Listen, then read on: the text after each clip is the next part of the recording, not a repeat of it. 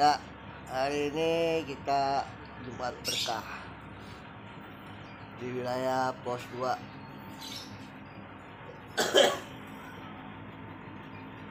Masih menunggu anggota buat berbagi.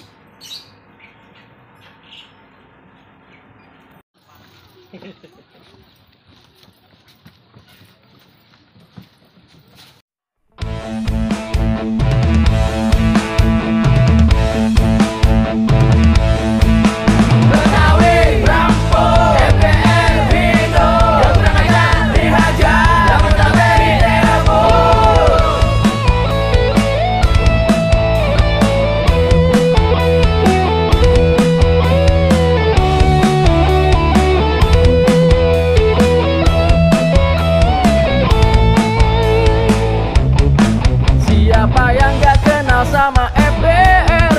Lihat tongkrongannya aja udah keder. Kalau musuh emang pantang dia cari, ada yang jual terpaksa dia beli.